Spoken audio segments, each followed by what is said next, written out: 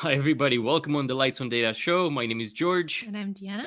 And today, we're going to dive into the fascinating world of cutting edge AI technologies and the data governance challenges that they bring. And to do so, we have with us Bob Seiner.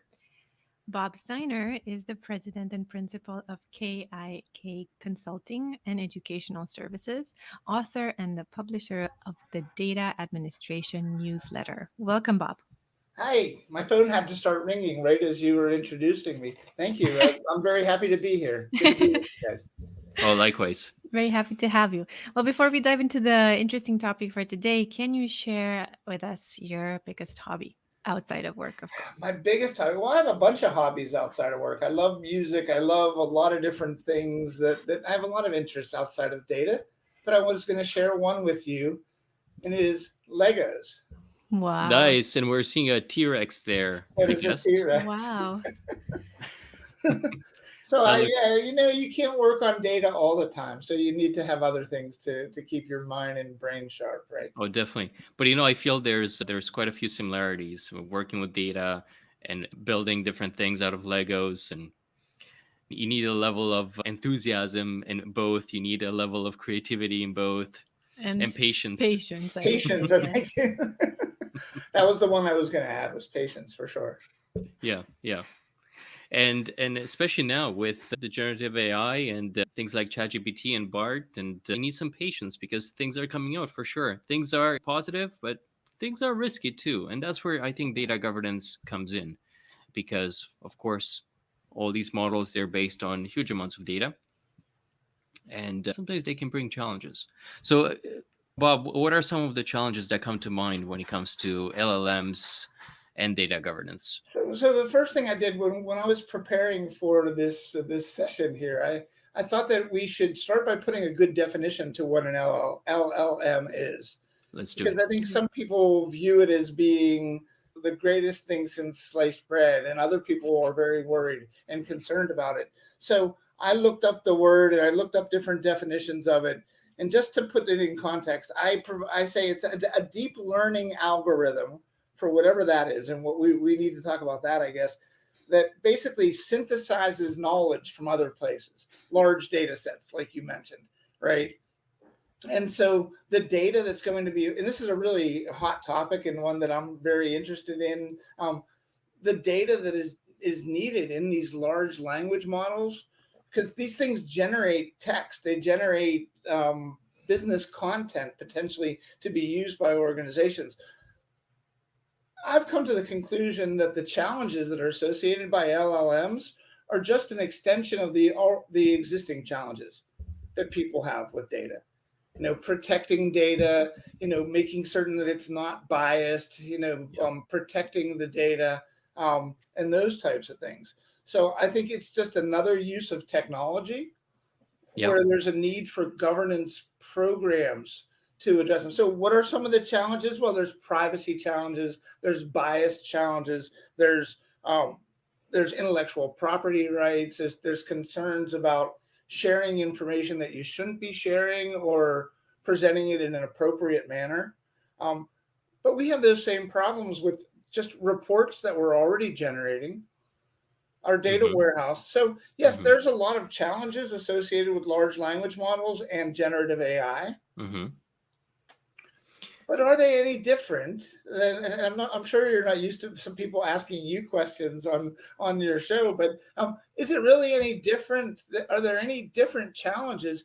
I'm not sure there are additional challenges to large language models than Yeah. to other sources of data. Yeah, only that now maybe the risk is a little bit higher. I feel like it's maybe exponentially a little bit higher, as well, first it puts it in the hands of everyone, whereas before maybe it was a little bit more gated.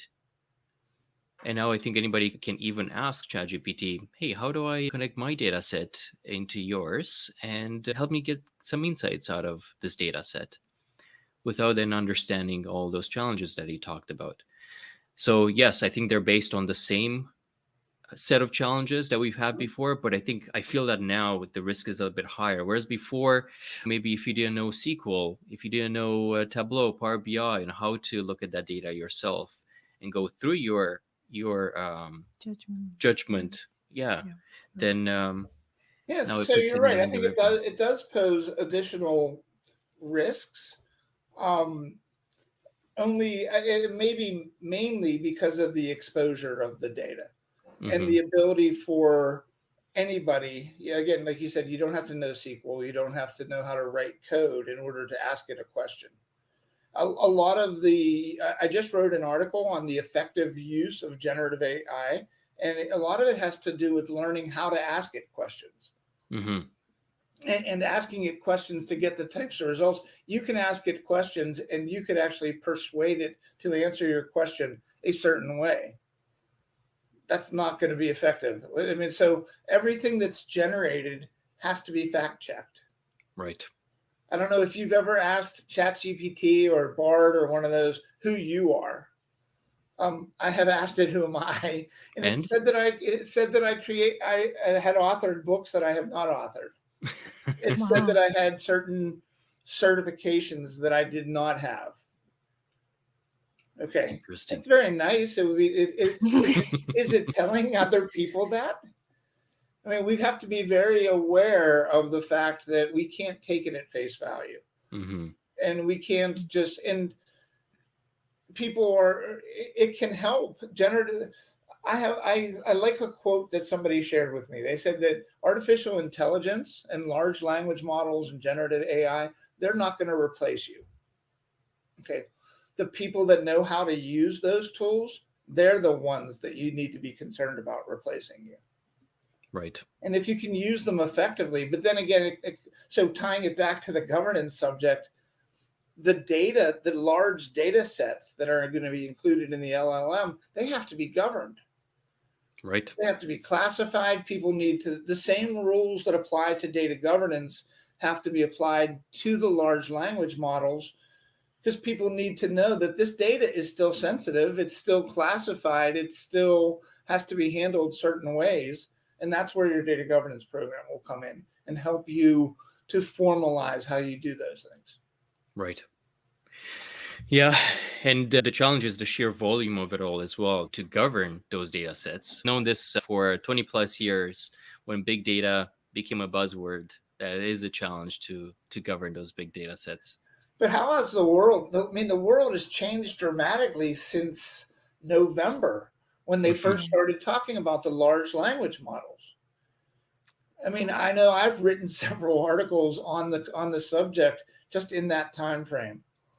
And but I also at the same time haven't seen too many organizations that have strategies out as to how to incorporate large language models using their data Yeah, into their reality basically. we're all quite slow to react for sure. But I think you're going to see that coming. In fact, last evening when I wasn't doing Legos, no, I don't do Legos all that often, but I did some research into software companies that can actually con- consolidate the data from an organization and create its own large language model. I don't think there are any that are effectively doing that yet. I was Hmm. curious as to what you thought about that. Just want to take this one comment here from Irina Feldman. She's saying that the risk of feeding the model wrong, incomplete, inconsistent information, the information being incorporated in the LLM model. So exactly what we were talking about. Thank you, Irina. Mm-hmm. Thank you. I just wanted to ask Bob, can you please share where people can find your articles? They can find them No. on the Data Administration newsletter, tdan.com. Okay. I also post them to LinkedIn quite a bit. So if people are interested there, they can connect to me on LinkedIn. But thank you for asking that. And by the way, that's a newsletter that I've first subscribed to when I joined the data management space years ago, and I highly recommend it. Thank you. Thank So you. It's tdan.com. for 25 years or for 26 years now. It has been my side passion to get that done. Hmm. Hmm. Kind of like lights on data might be for you, or and these types of things. I So hope so. it's really good. It's really good to be able to share information and content. And the thing that's nice about the publication is it's not just my content. Every once in a while, I'll provide my content, but it's a channel for other people to provide content. Yeah, you do have a lot of contributors, and I've had the pleasure of posting an article. a year or two My ago. pleasure, but thank you.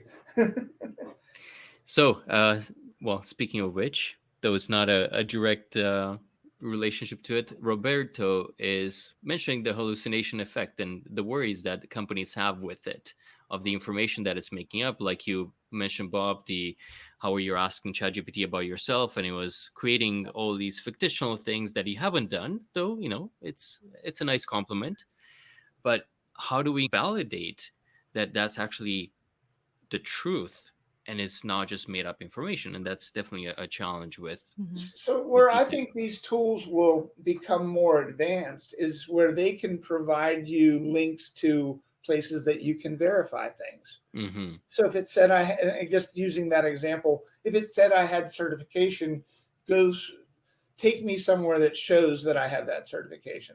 Yeah. Take me to that book on Amazon to show that it's Mhm. me that wrote that book. I mean, and so, I mean, or any type of fact that you have. So, one of the problems with large language models, if just taken at face value, is that they tend to hallucinate.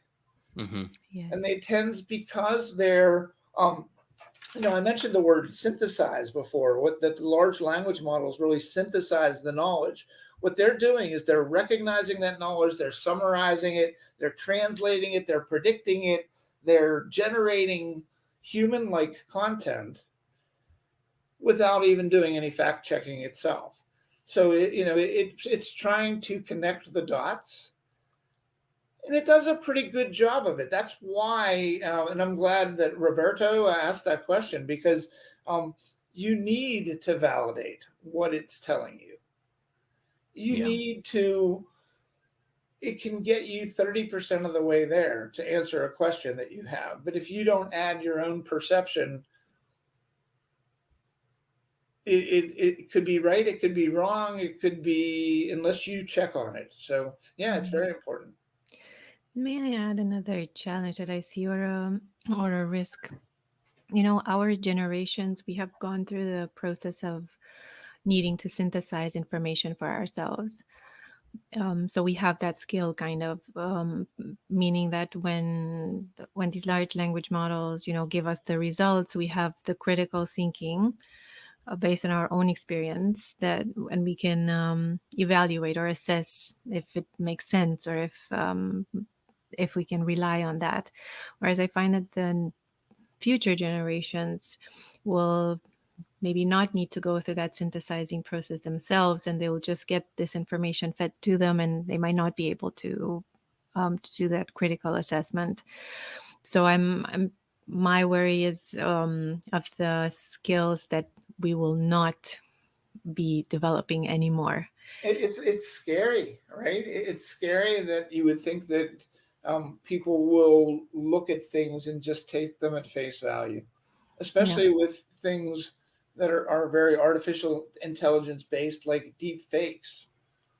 If you look at a picture of, I'm going to name, say, a former president saying something that that there's not any chance in the world that having that person been your president for years, that they would have said that way. Mm-hmm. Mm-hmm. Um, but it looks like they said it Mm-hmm. because they were able to do that. Or if people don't know, I think that's where governance comes into play.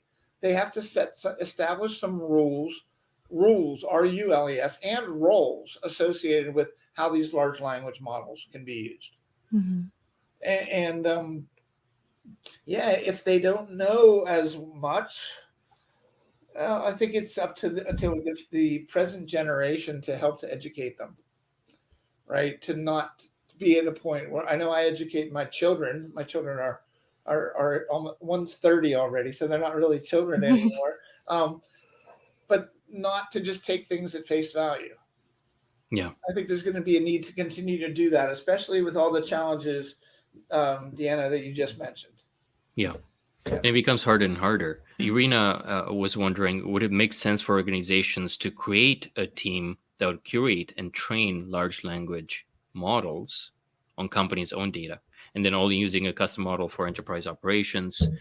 And so it's really interesting, because if you go into something like Chat GPT and Yeah. you correct it, then in that stream, if you ask that question again, it'll even state to you, I stated this wrongly before, and it's now, so it's learning from what you're teaching it. So I think there is a possibility.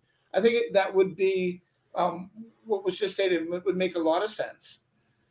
Those things are not going to happen on their own, right? So unless somebody actually makes it a resolute effort to get that done, I wouldn't expect that to happen in most organizations.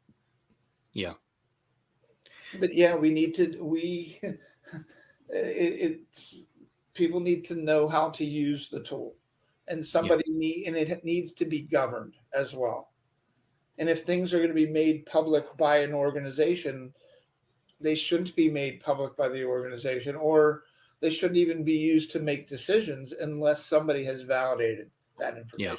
Yeah. Yeah.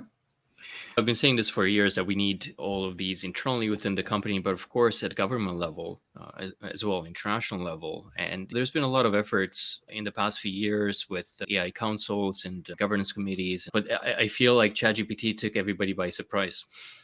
I literally had a client in British Columbia, where you are, say to me, because this was back in November, they said, "Have you ever heard of ChatGPT?" And I said, "Chat what?" Hmm.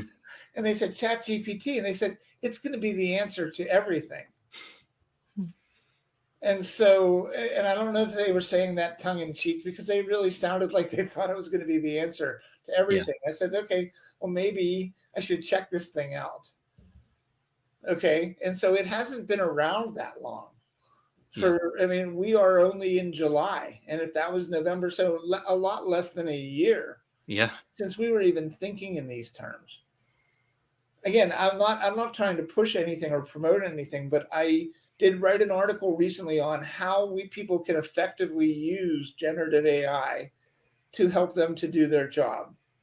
It doesn't address the challenges that I did write a chapter in my second book on non-invasive data governance about the data governance challenges associated. And I think that's why you and I had this conversation. The Yes. challenges associated with large language models.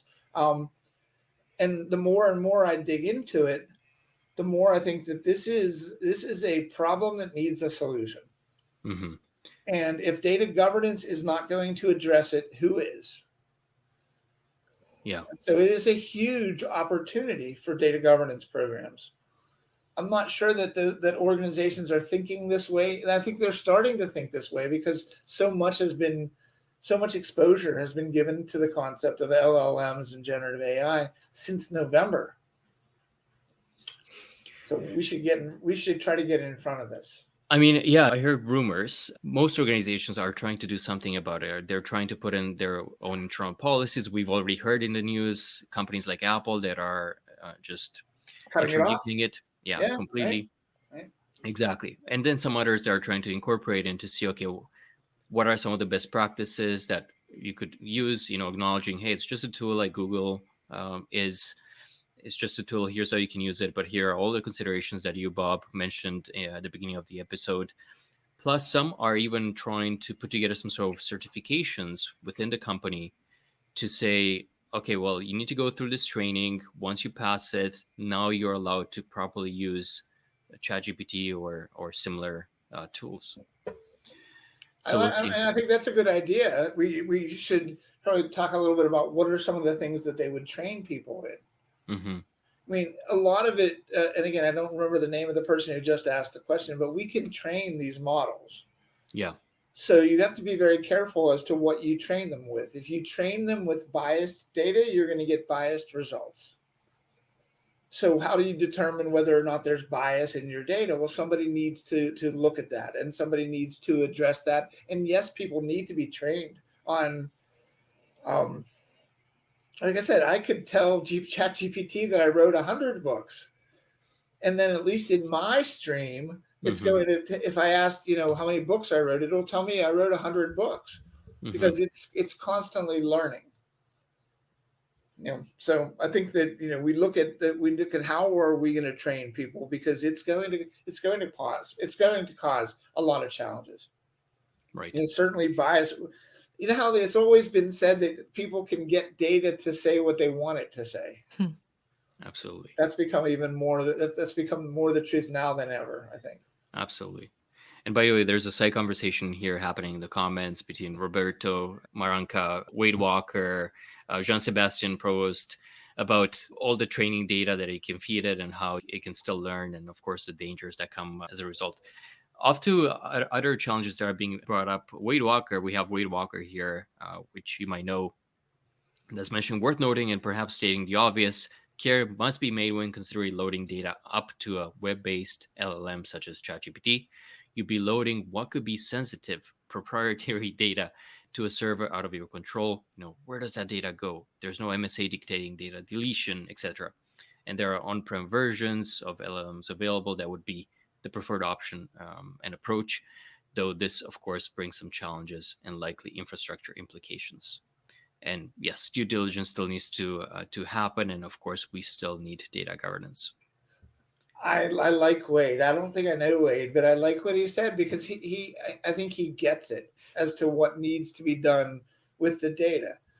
And if you're going to load your own data to the large language model, it's just an algorithm. And we've got to remember the algorithm. We have to also remember that it's in its infancy. Mm-hmm. So I think there's going to be things that we're going to be able to do with the algorithm, whether that's good or bad, that we need to govern that as well. Yeah. Charles here is asking, is there a need to rethink traditional data governance processes and rules, or still apply the good old data governance to meet the needs of LLMs? And in my opinion, I think it can really be a mix.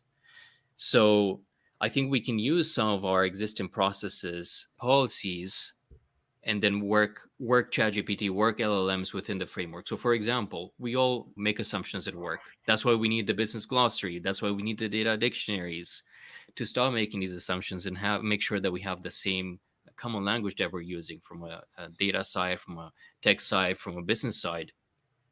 Well, all of this information needs to be fed into large language models before you're feeding them the data, so they understand, okay, well, when they're looking at it, are they going to have the same interpretation as you, as the human side? That's one example of how we would adjust the current process and include the LLMs, in my opinion. I look at LLMs potentially as being like a steroid shot in a Yeah. booster shot into data governance's arm, Yeah. because we know of the risks, we know of the concerns, everything that we've talked about so far in the session today. They are not going to self-correct. They are not going to fix themselves. If nobody pays attention to it, it's going to become it's going to become even more of the Wild West than it is right now. Somebody needs to take. So, will it change our processes? I think exactly the way that you said. I think that's a good example of ways that some of the data governance processes and the ways we're going about implementing governance will change. Um, but it will certainly give data governance that boost, I think, because if we get to the point where people at the highest level of the organization are concerned about this, and we help them to make it, sounds like a really silly message, but these things aren't going to correct themselves. Yeah. They need to be addressed. Who is going to address them if it's not going to be your chief data officer, your data governance program, your data management organization? Somebody needs to have that responsibility. Mm-hmm. I love it. Bob, you have a very wide and multifaceted understanding of data governance, and we know that you published, you have a book. Can you tell us a little Sure. bit more about the book? So back in 2014, I published a book called Non-invasive Data Governance: The Path of Least Resistance and Greatest Success. So that book was pretty popular. People scratched their head thinking, well, how the heck can we govern data in a non-invasive Yeah. way? So I hope I connected the dots with that. And it is still a So popular book that a lot of organizations are looking into as their, starting point to see how can they introduce data governance in their organization. because governance is a scary word, right? And putting the words non-invasive in front of it doesn't fix the problem. But if you can truly if you can leverage things that already exist, rather than going around with a club and hitting people over the head and assigning them new responsibility versus recognizing them for what they do and helping them to do it better. People need to realize that there's more than one approach to data governance. Yeah. So just real quickly, I consider there's like a command and control approach, thou shalt, iron fist, rule with an iron fist. There's more of a traditional approach. If you're familiar with the movie Field of Dreams, it's if you build it, they will come. That's the line from that movie. And people build programs and hope that people will gravitate toward them. And then there's the non-invasive approach, which is the third approach, which is start with the premise of people are already governing, but they're governing in a very informal manner. And because it's informal, it's inefficient and it's ineffective. And if we can go from informal to formal and not really give people things, responsibilities that they didn't to some degree already have, kind of recognize people rather than assign them things. I don't know about how you feel, but when I'm assigned something, it immediately feels like it's over and above what I'm doing. I don't use the word assign. If we recognize you, it has a positive context. So if you want to learn more about non-invasive, certainly look at the first book. But my second book was published about a month and a half ago. And it's called Non-Invasive Data Governance Strikes Again. And so it kind of gives you the idea that it must have struck once before. And I'm hoping that that's the way it is. And the subtitle of it is gaining experience and perspective. So basically, it's not a second edition of the first book. It is lessons learned, perspective gained in the 10 years or more that I've been implementing non-invasive data governance. So it's an easy read. It's not necessarily meant to be read from beginning to end, but I think you'll find essays and things. It has 50 essays in it. So it kind of elaborates on some of the things that were presented in the first book. But thank you for giving me the opportunity to talk about it. Regarding the second book, who should read it? Who is it addressed to? Who did you write it for? People have asked me that question several times. I'm not sure I have a great answer to it. I think for data governance practitioners, I think for people that want to look at the data perhaps in different perspectives. So it can be anybody who's really a data enthusiast. I think what I've found from the publishing of the second book, that it really spurred on a lot of sales of the first book. More than the second book. So I'm hoping that it'll catch up at some point. When people are done with the first book, they'll read the second book.